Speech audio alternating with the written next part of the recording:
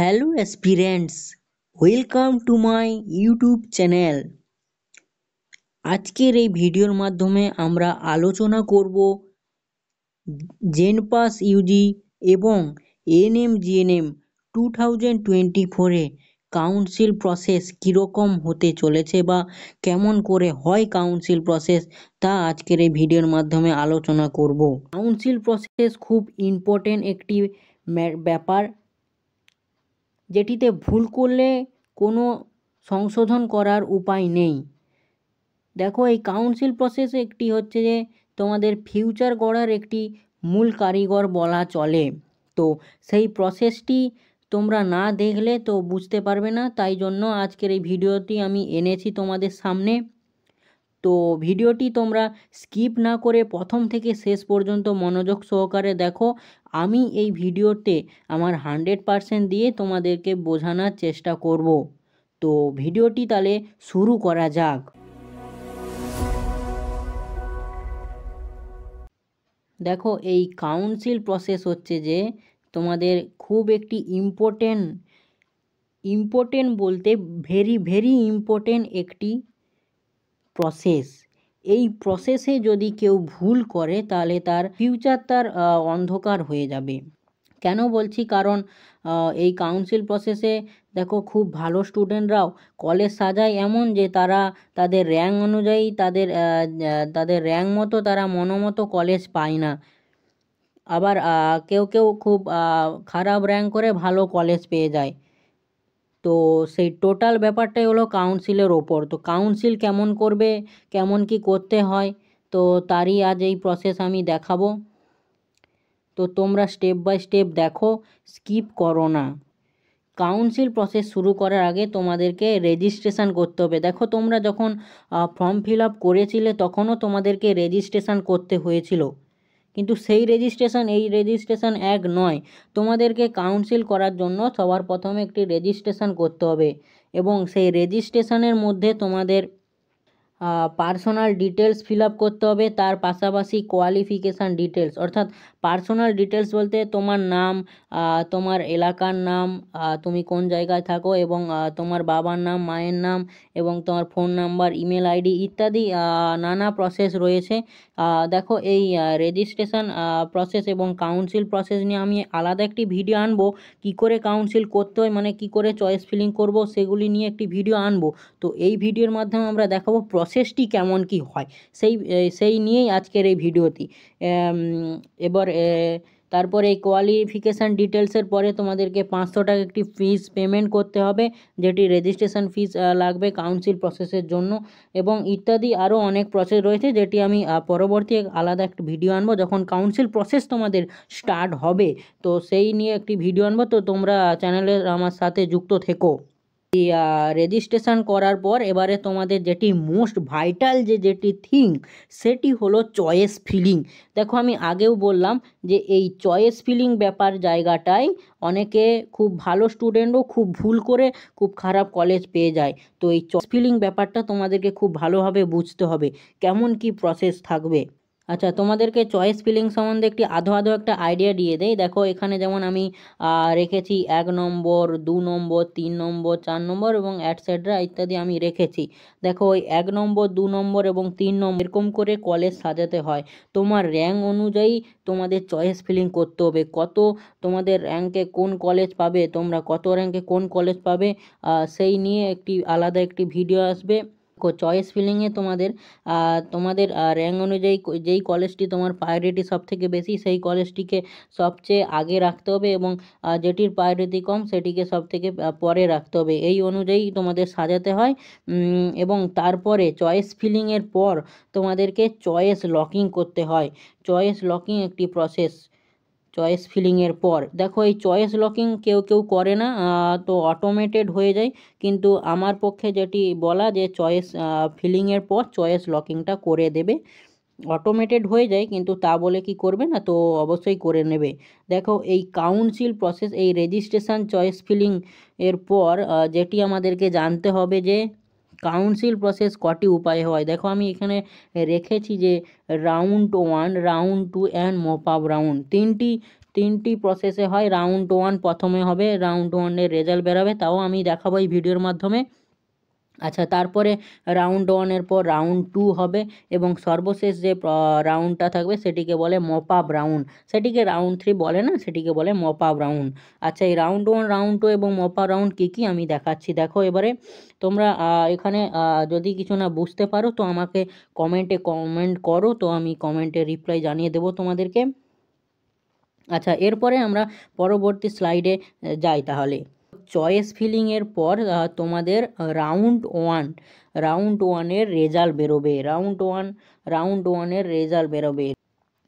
ধরো রেজাল্টে কেউ তার চয়েস ফিলিং যেমন করেছে, তো সেই অনুযায়ী ধরো কারো রেজাল্টে মানে ইএস এসেছে, মানে সে একটি কলেজ পেয়েছে, এই ইএস এসেছে, তো সে তার র্যাঙ্ক অনুযায়ী একটি কলেজ এসেছে। আবার কেউ কেউ হতে পারে যে কোনো কলেজই আসেনি বা কোনো কলেজই তার জন্য অ্যালট হয়নি, তো তার রেসপন্স নো এসেছে, তো সেটিও আমি বলছি। দেখো যাদের নো আসবে তাদেরকে ওয়েট করতে হবে, এখানে কিছু করার দরকার নেই তাদেরকে, তারা রাউন্ড 2-এর জন্য ওয়েট করবে। দেখো আমি লিখে রেখেছি এখানে যে তারা রাউন্ড 2-এর জন্য ওয়েট করবে। এবারে আসি যাদের ইএস এসেছে, অর্থাৎ যাদের ধরো একটি কলেজ তোমরা চয়েস ফিলিং করে একটি কলেজ পেয়ে গিয়েছো, তো তারা কি করবে, তাদের যেটি করণীয় দেখো তোমাদেরকে সবার প্রথমে তোমাদের যদি কোনো একটি কলেজ অ্যালট হয় তাহলে তোমাদেরকে সিট বুকিং ফিস দিয়ে সেই সিট বুকিং ফিস পেমেন্ট করতে হবে। সেটি 500 বা 1000 কত কি নেই সেটি পরে নোটিশ এলে আমি জানিয়ে দেব। আচ্ছা, সিট বুকিং ফিস পেমেন্ট করার পর তোমাদেরকে একটি সিট অ্যালটমেন্ট লেটার ডাউনলোড করতে হবে। সিট অ্যালটমেন্ট লেটার মানে তোমরা যেই কলেজটিতে অ্যালট পেয়েছো সেই কলেজের একটি অ্যালটমেন্ট লেটার তোমাদের ডাউনলোড করতে হবে। এই অ্যালটমেন্ট লেটারটি তোমাদের যখন ভেরিফিকেশান হবে কলেজে তখন দরকার পড়বে। সিট অ্যালটমেন্ট লেটার তাহলে ডাউনলোড করতে হবে। আচ্ছা, সিট অ্যালটমেন্ট লেটার ডাউনলোড করার পর তোমাদের কি করণীয়, দেখো তোমাদেরকে ভেরিফিকেশানে যেতে হবে। যাদের কলেজ অ্যালট হয়েছে, দেখো আমি বারবারই বলছি, যাদের কলেজ অ্যালট হয়েছে তারা ভেরিফিকেশানে যাবে। আচ্ছা, ভেরিফিকেশান প্রসেসটা কি, সেটি একটি লম্বা প্রসেস, আমি দেখাচ্ছি পরের স্টেপে। এখানে আরেকবার বলে দেই যে যাদের রেসপন্স নো আসবে তাদেরকে কিছু করার দরকার নেই এই রাউন্ড 1-এ, তাদেরকে সিট বুকিং ফিজও পেমেন্ট করার দরকার নেই, আর সিট অ্যালটমেন্ট লেটার তো তাদের আসবেই না, তো তারা ওয়েট করবে রাউন্ড 2-এর জন্য। আচ্ছা, তাহলে আমরা দেখব ভেরিফিকেশান প্রসেসটি কি। দেখো এবারে আমরা চলে এসেছি এক নতুন স্লাইডে। তো এই স্লাইডে আমরা দেখব যে ভেরিফিকেশান প্রসেসটি কি। ভেরিফিকেশান প্রসেস, দেখো ভেরিফিকেশান প্রসেস হয়, বলে রাখি যে ইয়েস আপগ্রেডেশান, নো আপগ্রেডেশান দুটি পদ্ধতিতে হয়, তো সেই পদ্ধতিটা আমি ডিসকাস করছি। দেখো ভেরিফিকেশান তোমাদেরকে যেই কলেজ তোমরা অ্যালট পেয়েছো সেই কলেজে গিয়ে তোমাদেরকে ভেরিফিকেশান করতে হবে। আচ্ছা, এই ভেরিফিকেশানে কারো ভেরিফিকেশান কমপ্লিট হয় 100%, আবার কারো কমপ্লিট হয় না। আচ্ছা, কমপ্লিট হয় না কাদের, তাদের কথা বলি যে কাদের কমপ্লিট হয় না। দেখো ধরো ভেরিফিকেশানে তোমাদের কাউন্সিলের সময় যা যা ডকুমেন্ট প্রয়োজন হয় সেগুলোকে নিয়ে যেই কলেজ তোমার অ্যালটমেন্ট হয়েছে সেই কলেজে গিয়ে ভেরিফিকেশান কমপ্লিট করাতে হয়। দেখো এই ডকুমেন্ট নিয়ে আমি একটি আলাদা ভিডিও আনবো, তো এই ভিডিওতে সেই সম্বন্ধে কিছু বলছি না আমি। আচ্ছা, এবারে বলি যে যাদের নো আসবে, মানে ভেরিফিকেশান যাদের কমপ্লিট 100% হবে না, ধরো কোনো ধরো হচ্ছে যে ওবিসি ক্যান্ডিডেট, দেখো ওবিসি ক্যান্ডিডেট যারা তারা সবাই জানো তাদের এনসিএল সার্টিফিকেট লাগে। ধরো কোনো ওবিসি ক্যান্ডিডেট তারা ওবিসি এনসিএল সার্টিফিকেটটি দেখাতে পারলো না কলেজে গিয়ে, তো তারা কি করবে, তো তারা কিন্তু কাউন্সিল থেকে বাতিল হবে না, যদি না কোনো ডকুমেন্ট দেখাতে পারে, মানে ফিজিক্যালি কোনো ডকুমেন্ট তারা যদি না শো করতে পারে তাহলে তারা শিফট হয়ে যাবে অ্যাজ এ জেনারেল ক্যান্ডিডেট, অর্থাৎ তারা জেনারেল ক্যান্ডিডেট হিসাবে শিফট হয়ে যাবে। আচ্ছা, এখানে বলে রাখি যে তোমরা যে কলেজে যেই ভেরিফিকেশান করাতে যাবে, যাদের কলেজ অ্যালট হয়েছে, ভেরিফিকেশান যাদের মানে কমপ্লিট হবে না তারা জেনারেল ক্যান্ডিডেট শিফট হয়ে যাবে। তো সেই যেই কলেজে তোমরা ভেরিফিকেশান করাতে যাবে, তো সেই কলেজে একটি তোমাদেরকে পেপার দেবে যেখানে বলা থাকবে যে তুমি শিফট হয়েছো অ্যাজ এ জেনারেল ক্যান্ডিডেট। ধরো ওবিসি ক্যান্ডিডেট, সে এনসিএল দেখাতে পারলো না, তো সে শিফট হয়ে যাবে জেনারেল ক্যান্ডিডেট। তো জেনারেল ক্যান্ডিডেট শিফট হয়ে সে রাউন্ড 2তে অটোমেটিকলি পার্টিসিপেট করে নেবে, অটোমেটিকলি, তাকে কোনো কিছু আর করার দরকার নেই। তো এটি চলে গেল আমাদের যাদের ভেরিফিকেশান কমপ্লিট করাতে পারবে না। দেখো বেশিরভাগ স্টুডেন্টরাই ভেরিফিকেশান কমপ্লিট করাবে। তো সে এরপরে আসি তাহলে ভেরিফিকেশান যাদের কমপ্লিট হবে। দেখো যাদের ভেরিফিকেশান কমপ্লিট মানে যাদের ডকুমেন্ট ফর্ম ফিল আপের সময় আপলোড করেছিল এবং ভেরিফিকেশানে কোন কলেজ অ্যালটমেন্ট হয়েছে সেই কলেজে গিয়ে তোমরা তোমাদের যেই ডকুমেন্ট দরকার সেগুলো শো করিয়ে দিয়েছো। তো তোমার ভেরিফিকেশান কমপ্লিট হয়ে গিয়েছে। এবারে আসা যাক যে নো আপগ্রেডেশান অ্যান্ড ইয়েস আপগ্রেডেশান ব্যাপারটি কী। এবারে আমি বলছি, দেখো ধরো কোনো স্টুডেন্ট এই এনআরএস মেডিকেল তার র্যাঙ্ক অনুযায়ী প্রথম সে এনআরএস মেডিকেল পাওয়ার কথা, তো সে তাই এনআরএস মেডিকেল কলেজটি 1 নম্বর চয়েস ফিলিংয়ে রেখেছিল এবং সে ফার্স্ট রাউন্ড কাউন্সিলিংয়ে সে ফার্স্ট চয়েসটি পেয়ে গিয়েছে।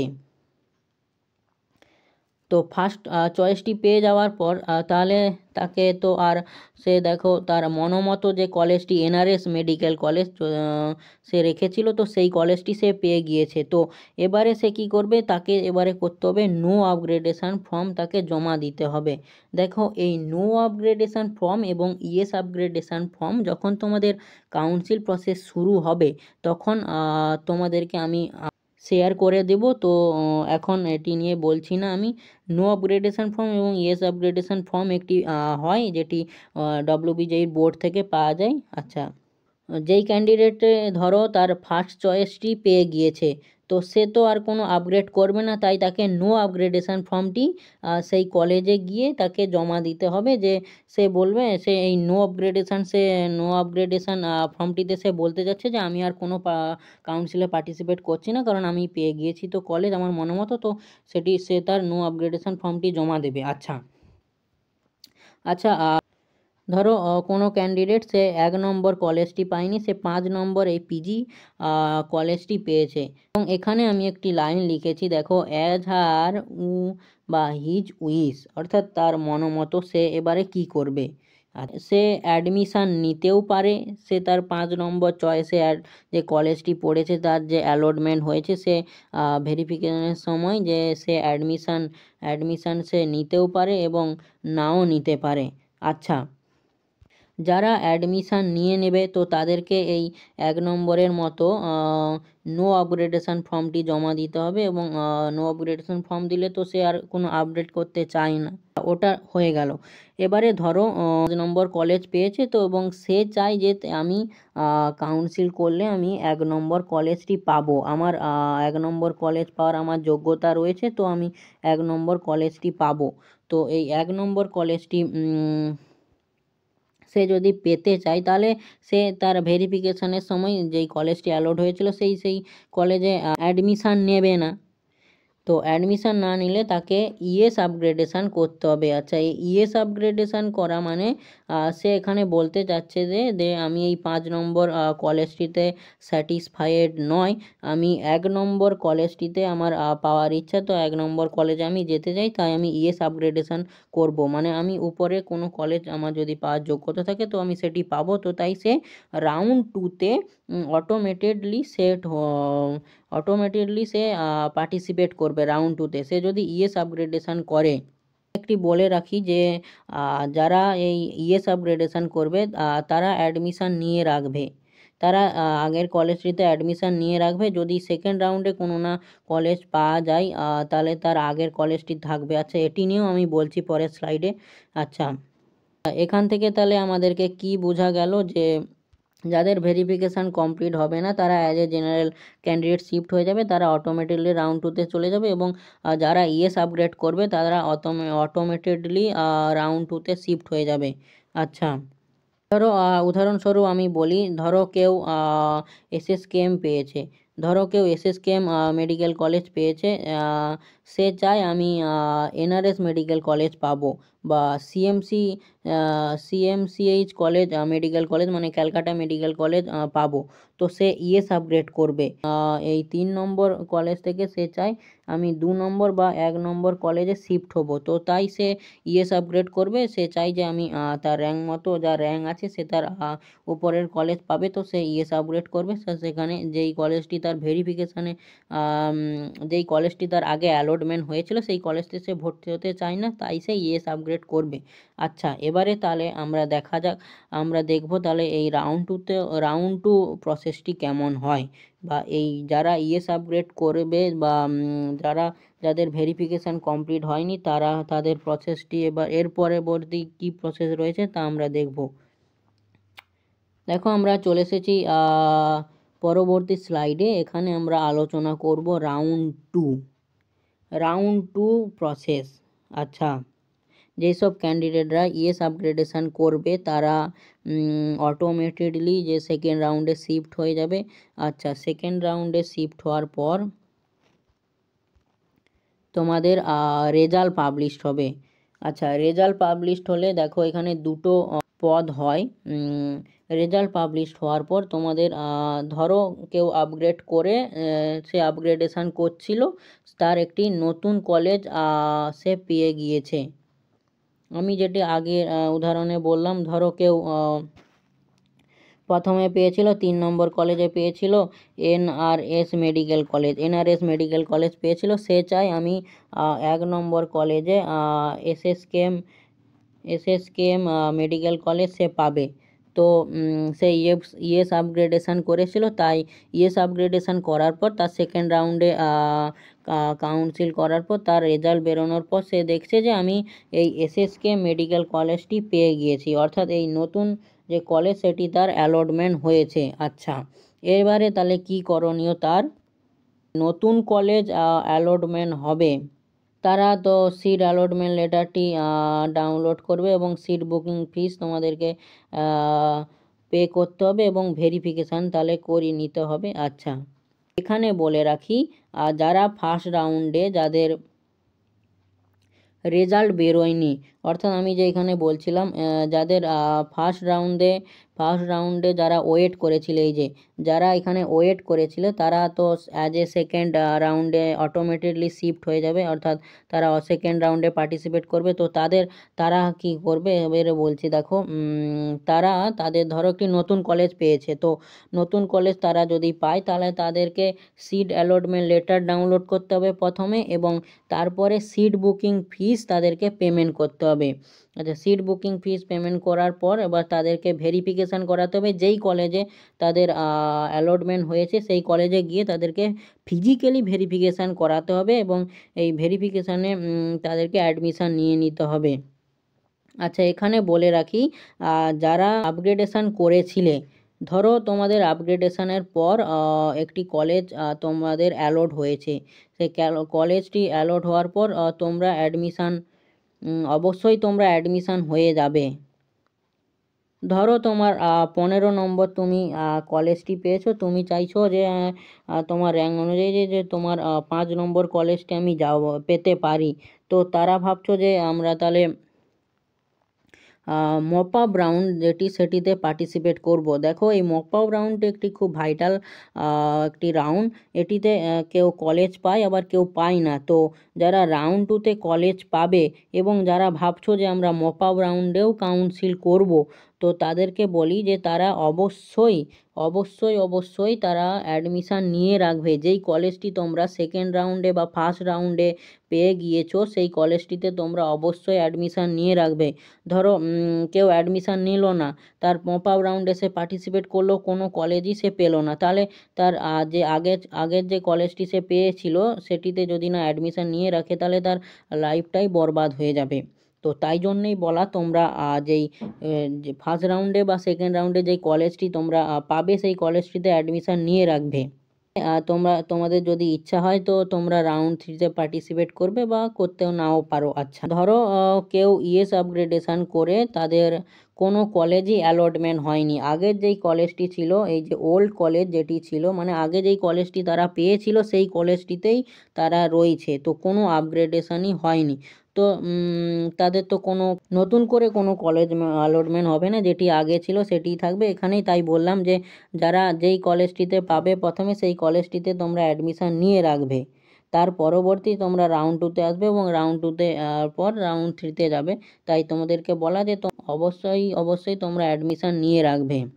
মানে আরেকটি যেটি ব্যাপার হয় যে যারা একেবারেই কলেজ পেলে না, রাউন্ড টুতেও তারা কাউন্সিল করে যারা কলেজ পেলো না, তারা এবারে কি করবে না, তাদেরকে আবার রাউন্ড থ্রিতে তাহলে পার্টিসিপেট করতে হবে, কিছু করার নেই। আচ্ছা, এই রাউন্ড থ্রি, দেখো এই রাউন্ড থ্রি হচ্ছে যে একটি ভাগ্যের ব্যাপার। ভাগ্যের ব্যাপার মানে দেখো এই যে রাউন্ড থ্রি বা মপ আপ যে রাউন্ড, সেটিতে কেউ কলেজ পায় আবার কেউ পায় না, এটি খুব লাকের ব্যাপার। দেখো এই রাউন্ড থ্রিতে বা মপ আপ রাউন্ডে পার্টিসিপেট করার জন্য তোমাদেরকে সবাইকেই রেজিস্ট্রেশন করতে হবে। ধরো কেউ ফার্স্ট রাউন্ডে তোমরা কাউন্সিল করেছিলে, তো ভাবছো সেকেন্ড এই থার্ড রাউন্ডে কাউন্সিল করবে, তো তোমরা আগে যে রেজিস্ট্রেশন করেছিল সেই রেজিস্ট্রেশনে কি হবে না, একেবারেই হবে না। তোমাদেরকে নতুন করে রেজিস্ট্রেশন করতে হবে এবং ওই 500 টাকা করে বা তার বেশিও হতে পারে, আমি বলে দেবো পরবর্তী ভিডিওতে। সেই টাকাটি পেমেন্ট করে তোমাদেরকে কাউন্সিলে পার্টিসিপেট করতে হবে। তারপরে তোমাদেরকে নতুনভাবে আবার চয়েস ফিলিং করতে হবে। দেখো রাউন্ড থ্রি হলো বা মপ আপ রাউন্ড হলো একটি কাউন্সিলের একটি নতুন আলাদা একটি প্রসেস, যেটিতে তোমাদেরকে যারা প্রথম রাউন্ডে এবং সেকেন্ড রাউন্ডে কাউন্সিল করবে তাদেরকেও চয়েস ফিলিং করতে হবে এবং রেজিস্ট্রেশন করতে হবে এবং চয়েস লকিংও করতে হবে। চয়েস ফিলিংয়ের পর চয়েস লকিংও করতে হবে। এবং যারা একেবারেই নতুন মপ আপ রাউন্ডে কাউন্সিল করবে তাদেরকেও রেজিস্ট্রেশন করতে হবে। তারা তো একবারই রেজিস্ট্রেশন করবে, চয়েস ফিলিং করবে। ধরো এখানে বলে রাখি যে যারা রাউন্ড ওয়ানে এবং রাউন্ড টুতে, যারা রাউন্ড ওয়ানে পার্টিসিপেট করবে না এবং রাউন্ড টুতে যারা পার্টিসিপেট করবে না, তারা ভাবছো যে মপ আপ রাউন্ডে পার্টিসিপেট করবে, তো তাদেরকে রেজিস্ট্রেশন করতে হবে প্রথম থেকেই, তাদেরকে তাহলে রেজিস্ট্রেশন করতে হবে। তাদের জন্য একটু ওই রেজিস্ট্রেশন পেটা একটু বেশি লাগবে। আর যারা রাউন্ড ওয়ান এবং রাউন্ড টুতে পার্টিসিপেট করবে তাদের একটু রেজিস্ট্রেশন ফিজটা কম লাগবে মপ আপ রাউন্ডের জন্য। আচ্ছা, দেখো এই চয়েস ফিলিং এবং চয়েস লকিং করার পর আমি যেমন বললাম যে চয়েস ফিলিং ওই 1 নম্বর 2 নম্বর 3 নম্বর 4 নম্বর পরপর তোমাদের র্যাঙ্ক অনুযায়ী যে যেই কলেজ তোমরা পাবে সেই অনুযায়ী তোমাদেরকে কলেজ সাজাতে হবে এই চয়েস ফিলিংয়ে। তারপরে এবারে চয়েস ফিলিং করার পর, আচ্ছা এখানে একটি কথা বলি যে তোমরা দেখো রাউন্ড থ্রি মানে মপ আপ রাউন্ডে খুবই কলেজ সংখ্যা কম থাকে, অর্থাৎ রাউন্ড ওয়ানে এবং রাউন্ড টুতে অর্ধেক কলেজ সিট সংখ্যাই পূরণ হয়ে যায়। তো তোমরা যদি যারা নতুন করে কাউন্সিল করবে, মানে যারা ভাবছো যে রাউন্ড ওয়ানে ও রাউন্ড টুতে একেবারেই কাউন্সিল পার্টিসিপেট করোনি, তারা হয়তো রাউন্ড থ্রিতে একেবারে পার্টিসিপেট করবে, তো তাদেরকে একটি ডিসক্লেমার দিয়ে রাখি যে তোমাদের কিন্তু কলেজ সংখ্যা একটু কম থাকবে। তোমরা যদি মনোমতো ভাবছো যে কলেজ পাবো, সেই কলেজটি তোমরা পেতে নাও পারো, কারণ এটিতে খুব কলেজ সংখ্যা কম থাকে, কারণ রাউন্ড ওয়ান এবং রাউন্ড টুতে কলেজ সংখ্যা কলেজের যেই কলেজের সিট সংখ্যা অনেকটাই পূরণ হয়ে যায়। রাউন্ডটি সম্পন্ন হওয়ার পর তারপরে তোমাদের রেজাল্ট বেরোবে। রেজাল্ট বেরোনো এবারে কারো ধরো নতুন কলেজ অ্যালটমেন্ট হয়েছে, তো তারা ওই আগে যা বললাম যে সিট অ্যালটমেন্ট লেটারটি ডাউনলোড করবে এবং সিট বুকিং ফিস পেমেন্ট করবে এবং তারা অ্যাডমিশান নিয়ে নেবে। আচ্ছা, যেমন আগে প্রসেস বললাম ওরকমই করবে এবং ভেরিফিকেশান করাতে হবে। আচ্ছা, যাদের ধরো এখনও পর্যন্ত কোনো কলেজ অ্যালটমেন্ট হয়নি, তারা তাহলে যদি ডিসেন্ট্রালাইজ কাউন্সিল হয় তাহলে তারা সেই ডিসেন্ট্রালাইজ কাউন্সিলে পার্টিসিপেট করবে। এখানে কোনো তারের ভূমিকা থাকলো না। আচ্ছা, এটিই ছিল মপ আপ রাউন্ডের কাউন্সিল। কাউন্সিলে এই রাউন্ড 1, রাউন্ড 2 এবং মপ আপ রাউন্ড এবং কাউন্সিলে কী কী প্রসেস, যদি তোমরা এই প্রসেসগুলি যদি না বুঝতে পারো তাহলে আমাকে কমেন্ট করে জানিও। আমি তোমাদের কমেন্টে রিপ্লাই দেওয়ার চেষ্টা করব।